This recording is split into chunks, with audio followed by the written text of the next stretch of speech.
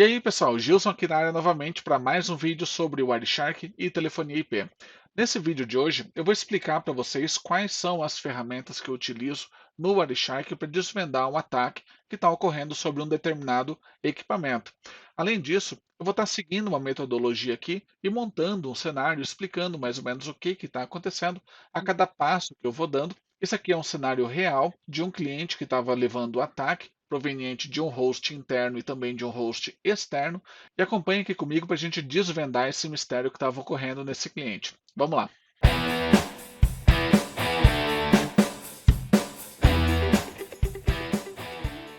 Muito bem, pessoal. Eu já estou aqui com o arquivo aberto. O nome do arquivo é attack.pkpng. Então você vai ter acesso a esse arquivo lá no canal do Telegram. Eu vou estar disponibilizando lá para que você possa acompanhar também essa análise junto comigo. Basta você baixar esse PCAP. E eu sei que o endereço IP da central telefônica lá é 192.168.2.222. Ou seja, a primeira coisa que eu fiz foi eu quero saber tudo que está chegando de tráfego nessa central telefônica, independente de quem for a origem. Então, a partir do momento que eu apliquei esse filtro aqui no Wireshark e apertei o Enter, o Wireshark passou a me apresentar 81.801 pacotes. Numa captura de cerca de, vamos dar uma olhada aqui, cerca de 300 segundos eu tenho 81 mil pacotes. É bastante coisa, mas levando em consideração que é uma central telefônica, tem streaming, RTP passando por ela, então pode ser que esse número seja razoável ou não. Porém, o que, que eu fiz aqui? Eu dei uma passada rápida, rolando aqui, ó, com a barrinha do Wireshark, para eu ver mais ou menos qual que é o tipo de tráfego que está passando pela central telefônica e quais são os endereços IPs mais presentes aqui na minha captura. Então, como você pode ver aqui, eu tenho a presença do endereço IP 192.168.2.69, mandando o tráfego para o endereço IP da central telefônica na porta 15560. Perceba que esse tráfego ele não é SIP, ou seja, esse host aqui, o 92.168.2.69, ele está mandando milhares de pacotes por segundo para a central telefônica na porta de sinalização dela, 15560. Então, o que mais que eu tenho aqui? Se eu for varrendo aqui a minha captura, perceba que eu tenho a presença de outro endereço IP externo aqui, que é o 187.113.95.190. Esse endereço externo aqui, ele está mandando uma série de requisições ACK para minha central telefônica e perceba também, ó, está mandando milhares de requisições por segundo para minha central telefônica. Eu posso ver que a quantidade ela é muito alta, justamente por causa da diferença de tempo entre um pacote e outro. Se eu for rolar aqui com o meu mouse, olha só a quantidade de pacotes que ele está enviando. E aqui eu estou no segundo 34 com 625 milissegundos. É uma quantidade de pacotes muito alta. Então, qual foi o meu primeiro passo? Eu vim aqui em Telephone, SIP Statistics. Nesse caso, a primeira coisa que o Wireshark vai fazer é contabilizar a quantidade de pacotes SIP que eu tenho para cada método, para cada requisição, e perceba ó, que eu tenho 52 mil requisições SIP, cujo método é ACK. Eu tenho 1.398 requisições SIP, cujo método é invite. Eu tenho 3.997 requisições SIP, cujo método é register. Olha a quantidade de reenvios. Ou seja, eu tenho 52 mil requisições SIP e nenhuma delas é um reenvio, ou seja, são requisições novas que estão sendo geradas. Ou seja, 52 mil requisições no intervalo de 300 segundos de 5 minutos, claramente isso aqui caracteriza um ataque do tipo flooding em cima do protocolo SIP. A gente sabe qual que é o poder de um flood em cima do protocolo SIP, o que, que ele é capaz de fazer com os equipamentos.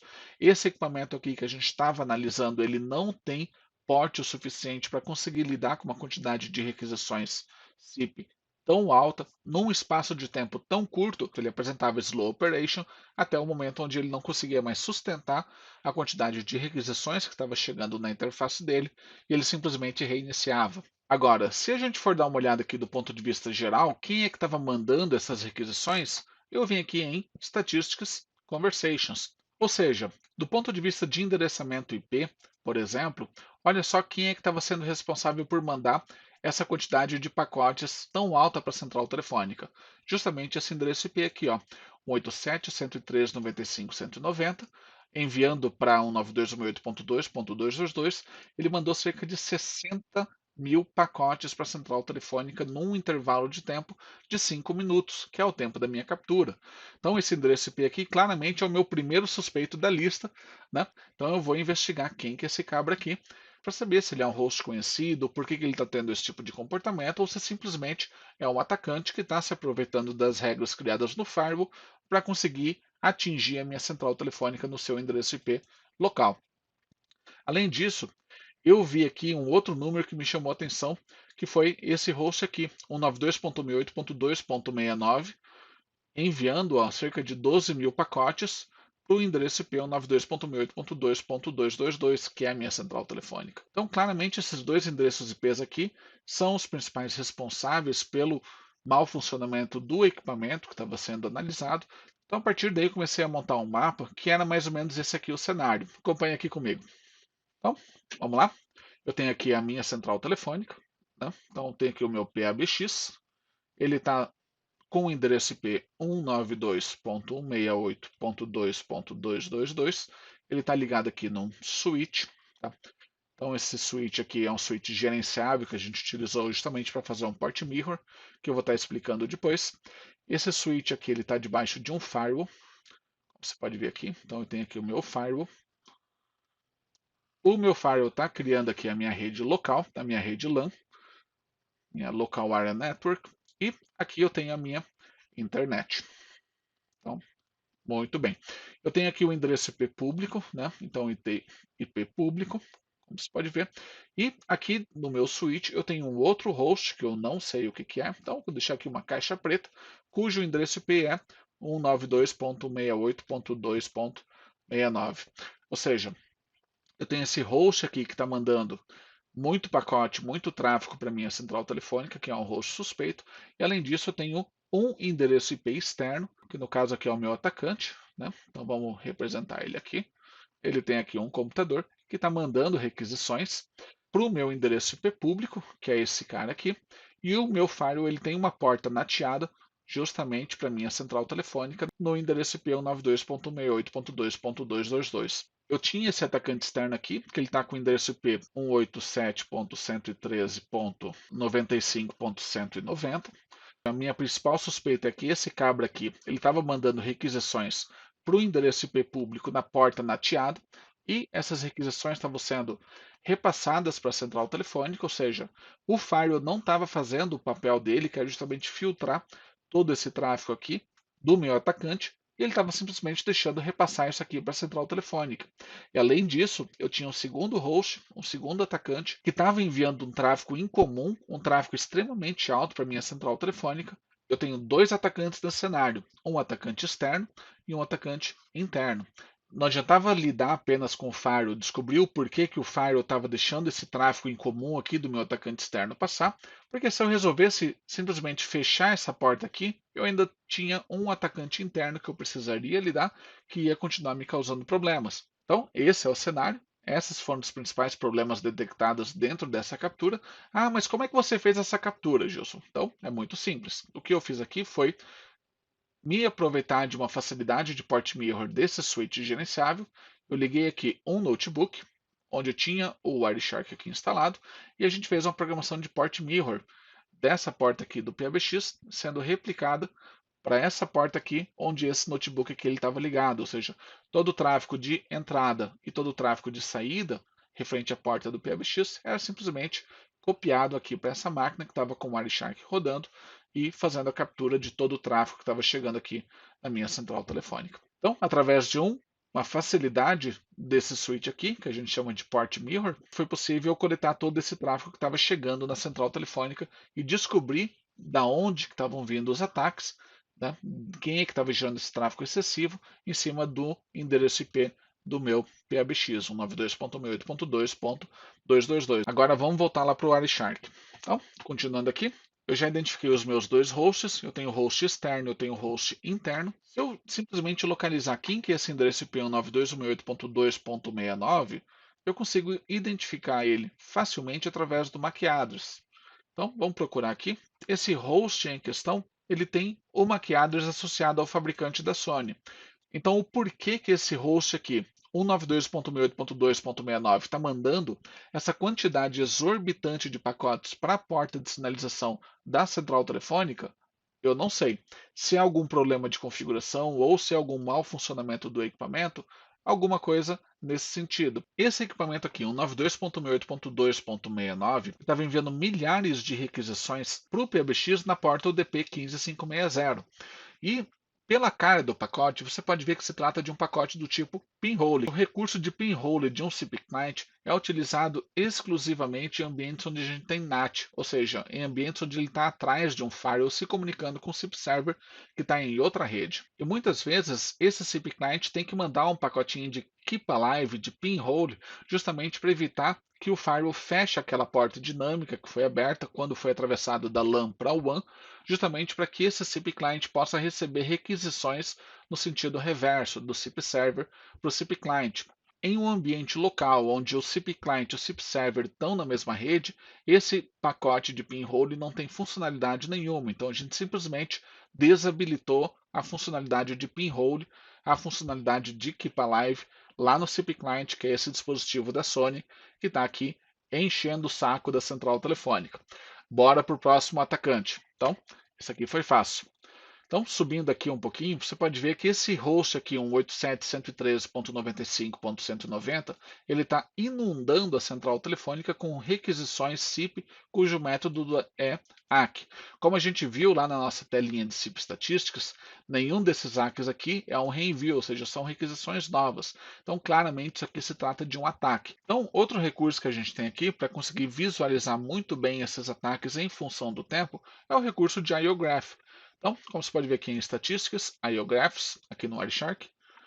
Então, aqui nessa tela de IOGraphs, eu consigo plotar todos esses eventos que a gente está vendo ali no Wireshark de forma gráfica, em função do tempo, o que torna muito mais fácil e dinâmico conseguir entender tudo o que está ocorrendo aqui na minha rede durante o período de captura. Ou seja, se eu vier aqui no meu IOGraphics e adicionar um filtro, por exemplo, vamos pegar aqui pinhole.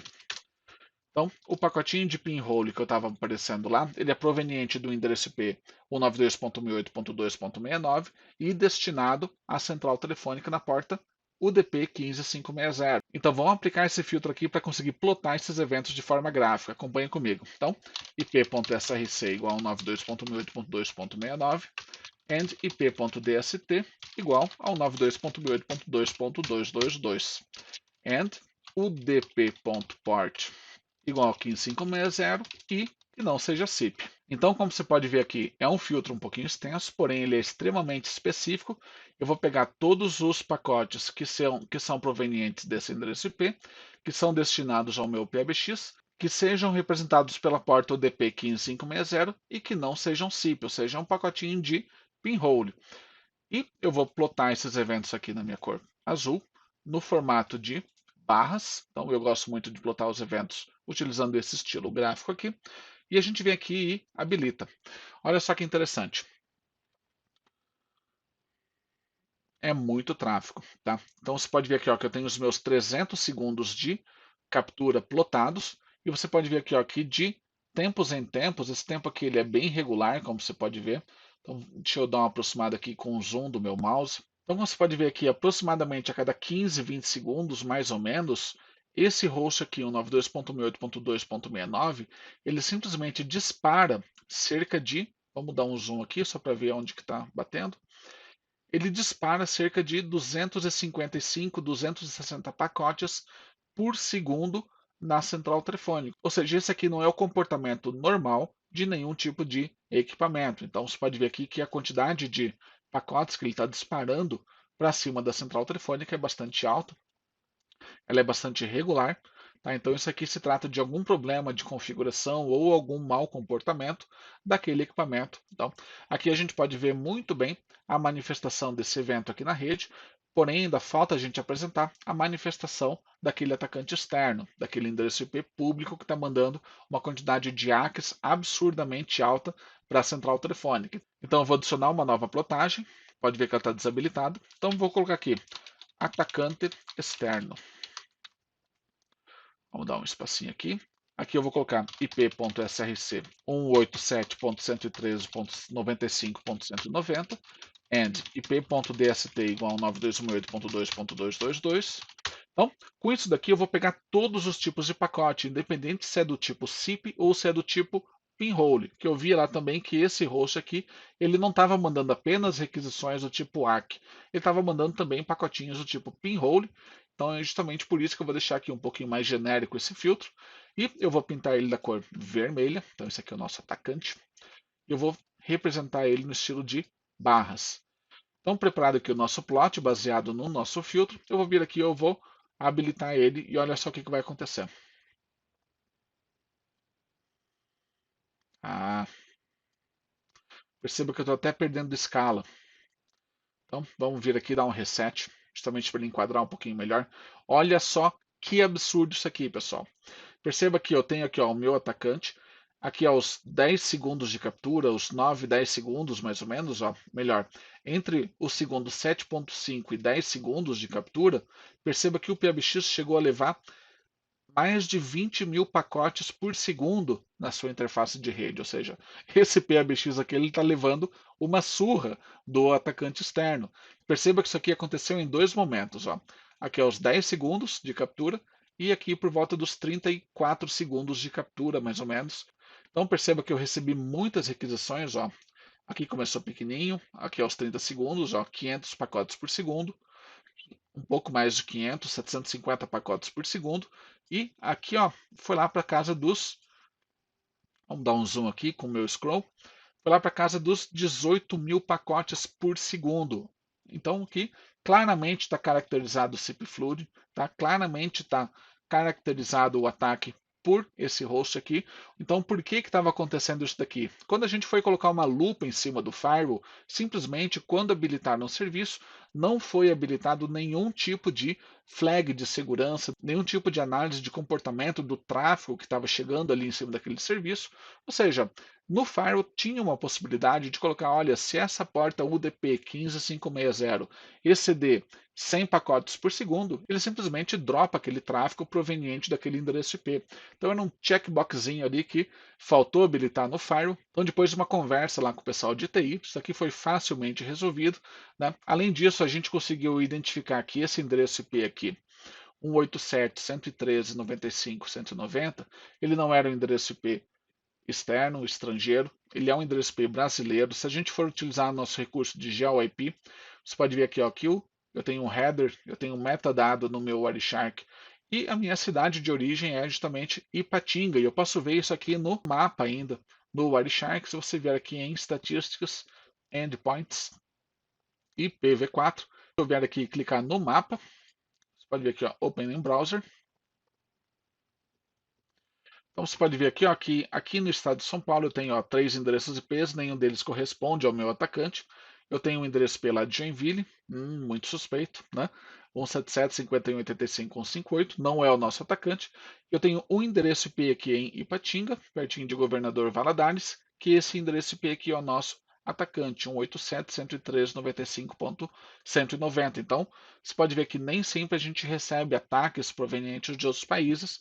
Esses ataques muitas vezes podem ser locais aqui no nosso próprio país. Então, você pode ver aqui, se eu der um zoom, ele vai ser bem preciso em relação ao mapeamento do endereço IP. Então, você pode ver aqui que é bem interessante essa ferramenta que o Wireshark provê de GeoIP. Então, de captura, é só isso aqui que eu tenho, apenas endereços IPs externos, públicos, localizados no Brasil. Não tenho nenhum outro endereço IP estrangeiro aqui nesse caso. Então, pessoal, o que eu tinha para apresentar para vocês era isso. Você pode ver que o Wireshark ele é uma ferramenta extremamente poderosa no que diz respeito à análise de tráfego quando a gente tem equipamentos sendo atacados.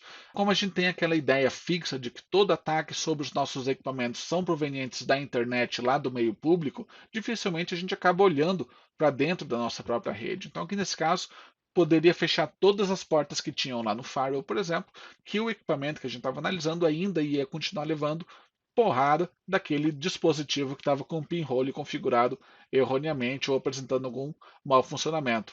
Então, se não fosse pelo Wireshark nesse caso, a gente ainda ia ter muita dificuldade de conseguir localizar o que estava acontecendo, ia trocar o PBX, o problema ia persistir, por exemplo. Então, ia ser uma série de confusões, uma série de problemas, justamente por falta de uma devida análise, de você conseguir ver justamente quais são os hosts que estão enchendo o saco lá do teu equipamento. Então, pessoal, o que eu tinha para apresentar para vocês era isso. Deixa o teu like no vídeo se você gostou dessa análise. Não deixa de se inscrever no canal também, se você ainda não é inscrito. E eu peço também que você fique ligado lá no canal do Telegram, que eu vou deixar o link aqui embaixo para vocês, para que você possa acompanhar as novidades e votações referente aos vídeos que eu estou sempre publicando aqui nesse canal.